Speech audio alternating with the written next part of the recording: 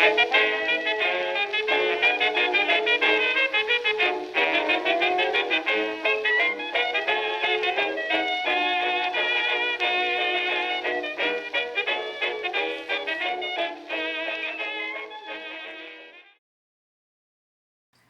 and welcome to the Old Garage number 9. Yes, I made it that far. And we have a few questions. Yes, people have asked a few, literally. So let's get to the 3 that I've got. All right, first one here, I want to get to Supercharged 350. He asked me the following. Who and when was the checkered flag invented? Oh boy. Now, I'm going to, there's going to be spoiler alerts all over this question. I'm going to try to be as non-spoiler alert as possible because there's so much involved with how that came down. It is definitely an American thing. And you may be surprised to know that it dates to the American Automobile Association. Yeah, AAA. Those of you who are watching in America know who AAA is. They're the folks that you get the insurance with the little card so that if you break down, they'll tow you somewhere. But actually, they, as an organization, began to not only help regulate auto racing, but road safety as a whole. And one of the things that was different about racing in Europe as opposed to the United States was that in Europe, you know, if you were going to race from town to town or place to place, you didn't have to go far between towns. They were only a couple of miles apart. Whereas in the United States, it was sprawled, and so you had long distances. You may have 20, 30 miles, you know, from a point of some kind of civilization to another. And so if you were going to watch the race, you were going to watch it from one of those towns. And that's where the checkered flag comes in, because when you are racing long distances from point to point, as a contestant in that race, there needs to be someone who is in charge of recording your time. And that timekeeper was actually called, in America, a checker. And it was in fact in the Pullman race, or the Pullman, pardon me, the Pullman Tour, Charles Pullman, and we'll talk about him, another spoiler alert for him. But it was in 1904 that was the first recorded use of the checker flag. And the idea of this is simple, that if you're going from point to point, you know, in a race that is also a rally, well, from that point to point you need to be timed. And so the checker was the one who would actually see the racer and would point to you and wave a checkered flag. That way you knew that the checker has recorded your time. It is not true that the checkered flag is waved only for the winner. It is waved every time someone finishes a race to notify that they have been marked by the checker. There's a photograph, I think, the Vanderbilt Cup race of '05 maybe? They started using that more because the Automobile Association was involved with that. But the more associated flags that we have, you know, with a race, you know, the white flag, the green flag, the checkered flag, the red flag, the black flag, the yellow flag, etc. Those really got started when you started seeing circuit races, because when you're racing from one point to another and back or something, you're just going there and back or just going from one point to another, you need checkers, of course.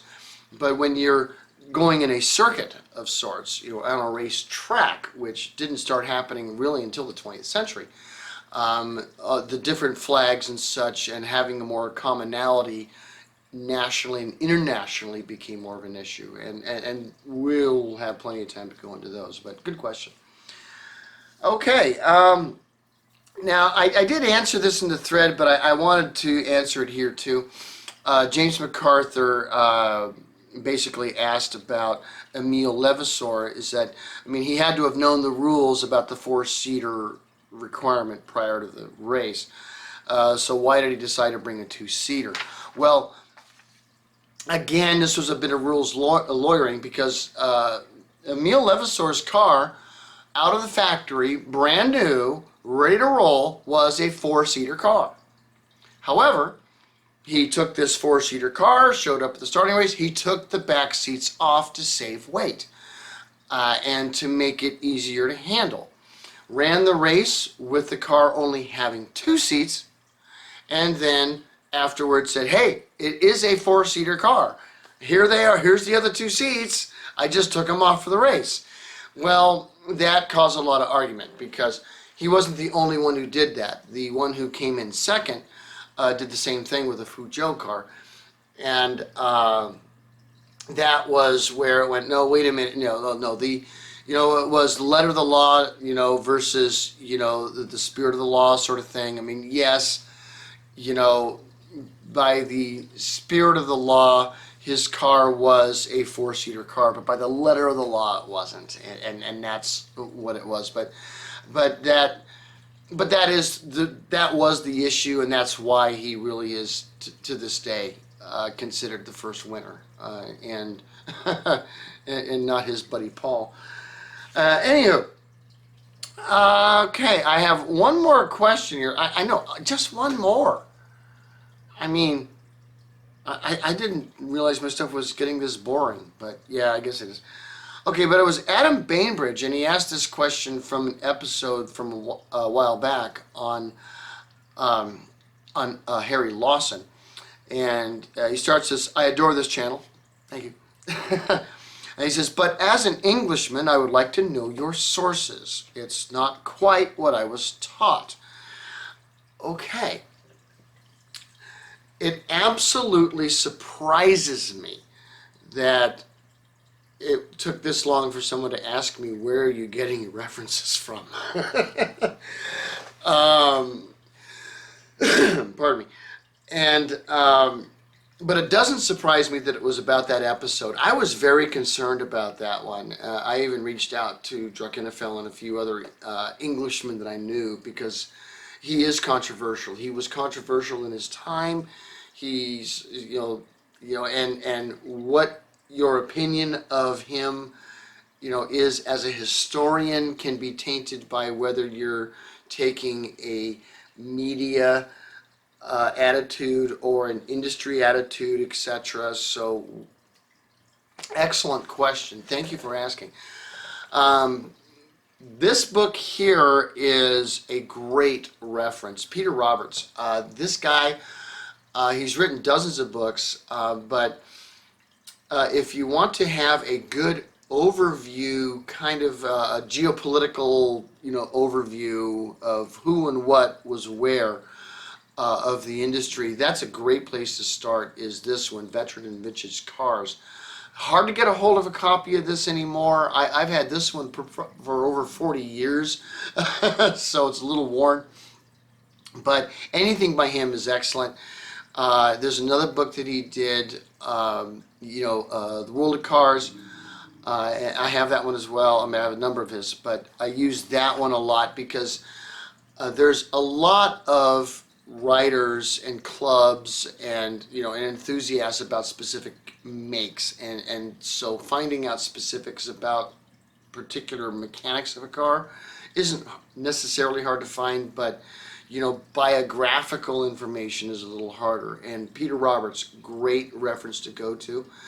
At the same time, David Burgess Weiss, definitely a writer that I reference to. He wrote the book on automobile manufacturers, literally the encyclopedia of automobile manufacturers. He wrote the book. Definitely used his in that particular episode, and again, because they were looking more at biographical information. And anything by David Burgess Weiss I would recommend. when going at the channel, as I am biographically right now, just laying down the founding fathers, those are the kind of books I'm going to.